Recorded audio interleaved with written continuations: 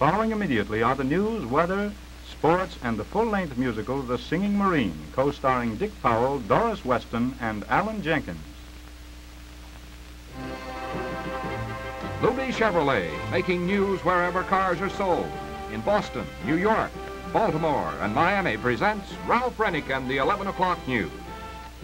The Senate tonight has passed the right to vote measure in the Civil Rights Bill. From left to right, Senators Russell and Mahoney, who voted against the bill, and Senators Johnson, Noland, and Anderson, who supported the measure. The watered-down bill, designed to protect Negro voting rights, passed by a 72-18 vote. It now goes to the House, where another skirmish looms over the controversial jury trial amendment. Incidentally, Florida senators in tonight's vote apparently canceled out each other. Senators Holland and Smathers agreed the bill was improved. Holland voted against it. Smathers voted for it. And now, here's Jim Ward for Luby Chevrolet. Luby makes news, big news, to everyone interested in owning a brand new 1958 Chevrolet.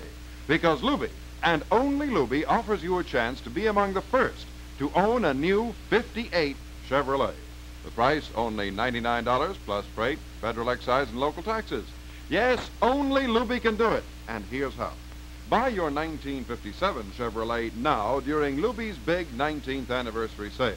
Then, model for model, style for style, equipment for equipment, Luby will trade that 57 Chevrolet for a brand new 58 model for only $99 plus freight and taxes, and the deal is guaranteed in writing. Yes, it's amazing, but it's true, and only Luby can do it. It's like getting two new cars for the price of one. Or if you're a bargain hunter, go to Luby now during their 19th anniversary sale. They're clearing house of all remaining 57 Chevrolets at year-end discount prices. You'll never get a better deal than you will tomorrow at Luby Chevrolet, 1055 West Flagler Street. And now here's Ralph Renick with the news. A Soviet intelligence agent has been indicted as a spy. Flanked by two FBI men, Colonel Rudolph Abel arrives today for arraignment in New York City. He is the highest Soviet official ever to be charged with spying in the United States. There he is in the center of your screen. The 53-year-old cloak and dagger veteran is accused of masterminding an espionage ring which radioed military secrets to Russia from an office opposite New York's federal court. If convicted, he faces death in the electric chair. Soviet boss Khrushchev gets the cold shoulder today. In the center, with his hand on the railing, Khrushchev and other officials waved to the crowd after arriving in East Berlin for talks. But the officially mustered crowds didn't wave back. Not a cheer was heard, and hundreds walked away once the Kremlin boss began speaking. Neil McElroy will be our new defense secretary. The 52-year-old president of Procter & Gamble Soap Company was named to the post by President Eisenhower today. He's seen here during an interview with newsmen. He'll replace Charles Wilson later this month. The president voices hope at his news conference.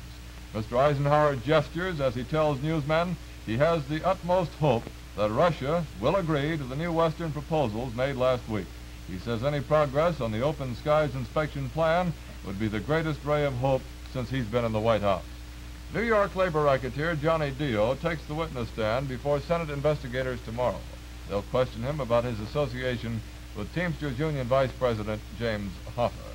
One of the great figures of comedy died today. Rotund Oliver Hardy, seen here in 1945 with his partner Stan Laurel, died at North Hollywood, California. He was 65. Hardy had been in poor condition since suffering a stroke last September. Nuclear blast number 11 at Yucca Flats today. The mushroom rises some 35,000 feet in the air, the latest atomic detonation called Stokes. And the tail of a Navy blimp shown with Stokes cloud in the background in this photo. The blimp was in free flight 5 miles from ground zero, collapsed by the shock wave from the blast. Production of Asiatic flu vaccine is being stepped up. At Indianapolis, a laboratory technician inoculates eggs containing chick embryos with Asian influenza virus.